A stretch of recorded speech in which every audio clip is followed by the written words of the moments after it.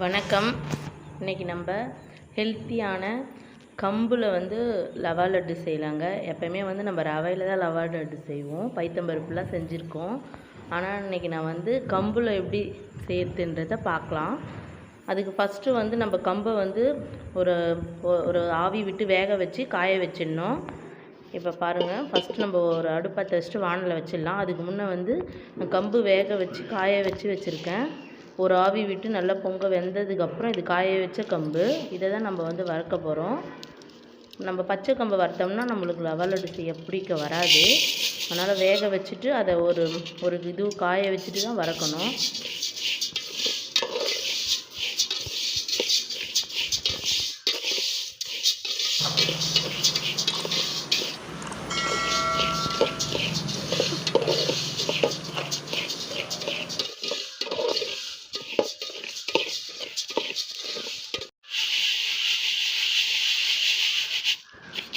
பாருங்கள், இந்த அளவுக்கு நம்மளுக்கு வறுத்ததுக்கப்புறம் பூ மாதிரி வரும். நம்ம இது ஆறுனதுக்கப்புறம் இது மாதிரி ஒரு மிக்ஸி பவுலில் நம்ம இப்போ இதை சேர்த்து அரைச்சின்னு வந்துடலாம்.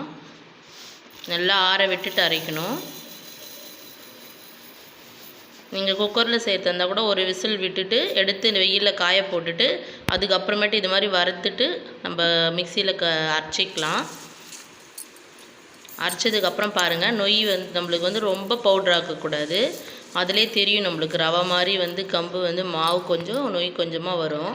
இப்போ இதில் நான் வெல்லம் சேர்த்து அரைச்சிக்க போகிறேன். நீங்கள் 1 கிலோ அளவுக்கு கம்பு போட்டிங்கன்னா 1/2 கிலோ அளவுக்கு வெல்லம் போடுங்க, கரெக்டாக இருக்கும்.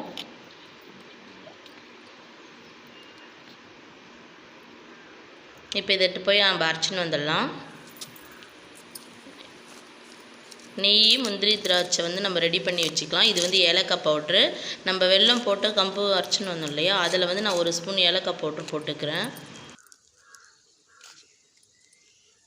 4 ஸ்பூன் சர்க்கரை போட்டு ஒரு 4 ஏலக்காய் போட்டு நம்ம மிக்ஸி பவுலில் அரைச்சிட்டு போட்டுக்கலாம். இப்போ நம்ம பாத்திரத்தை வச்சு சூட் பண்ணிவிட்டு நெய் திட்டமாக ஊற்றிக்கலாம். நெய் நிறைய தேவையில்லை. நம்ம ஹெல்த்தி ஃபுட் செய்யறதால நெய் கொஞ்சமாக விட்டுக்குங்க. இப்போ நெய் சூடானதுக்கப்புறம் நம்ம இதிலே முந்திரி, திராட்சை போட்டுக்கலாம். கொஞ்சம் நல்லா இது செவந்ததுக்கப்புறம் எடுத்துக்கலாம். பாருங்கள், நல்லா பொரிஞ்சிச்சு. இப்போ நம்ம இதை எடுத்துன்னு போயிட்டு நம்ம கம்பு எல்லாம் அரைச்சி ரெடி பண்ணி வச்சுருங்க. அதில் நம்ம இந்த முந்திரி, திராட்சை சேர்த்துடலாம்.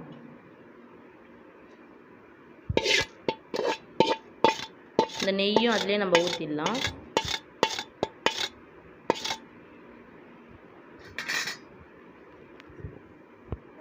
இப்போ நம்ம அந்த பாத்திரத்துலேயே பசும் பால், தண்ணி கலக்காத பசும் பால் ஒரு 200 கிராம் அளவு 200 அளவு பால் போதும். நீங்கள் நிறைய செய்கிற மாதிரி இருந்தால் நிறைய பால் ஊற்றிக்கலாம். நான் திக்காக பாருங்கள், தண்ணி எதுவுமே கலக்கல. நம்ம மாட்டில் கறந்து வந்த பால் தான்.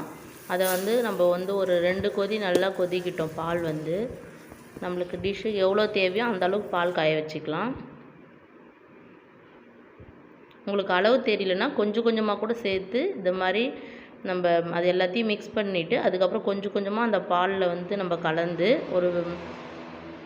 இப்போ நம்ம இது மாதிரி கலந்து பார்க்கும்போது நம்மளுக்கு திட்டம் தெரியும், அதிகமாக இருக்கா கம்மியாக இருக்கான்னு. பால் காய வச்சு பக்கத்தில் வச்சுக்கின்னு நம்ம வேணுன்ற அளவுக்கு ஊற்றிக்கலாம். இப்போ இதை நல்லா அழுத்தி உருண்டை பிடிக்கலாம். நம்மளுக்கு நல்லா சூப்பராக வரும். ஏன்னா ஏற்கனவே வெள்ளை பாகு இருக்குது, பால் அதில் மிக்ஸ் பண்ண பார்த்து நல்லா சூப்பராக வரும் நம்மளுக்கு.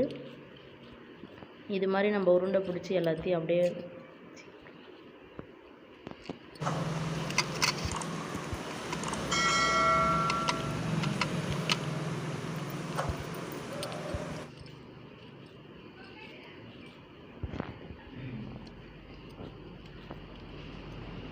பாருங்கள், அந்த ரவை எல்லாமே நம்மளுக்கு அப்படியே தெரியுது.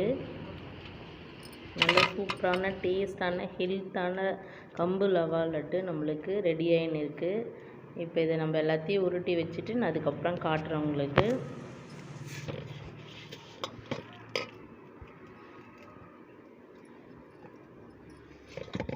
நம்ம பால் பக்கத்துலேயே ஆறுனாலும் பரவாயில்ல, காய வச்சுன்னு தெளிச்சிட்டு இது மாதிரி நம்ம பிடிச்சோம்னா நம்மளுக்கு நல்லா சூப்பராக வரும் நம்ம கம்பு ரவா லட்டு. பாருங்கள், நான் எல்லாமே பிடிச்சிட்டேன். இந்த வீடியோ உங்களுக்கு பிடிச்சிருந்தா லைக் பண்ணுங்கள், ஷேர் பண்ணுங்கள், சப்ஸ்கிரைப் பண்ணுங்கள். மறக்காமல் பக்கத்தில் இருக்க பெல் ஐக்கானையும் கிளிக் பண்ணுங்கள். உங்கள் வீட்டில் கண்டிப்பாக ட்ரை பண்ணி பாருங்கள். தேங்க்ஸ் ஃபார் வாட்சிங்.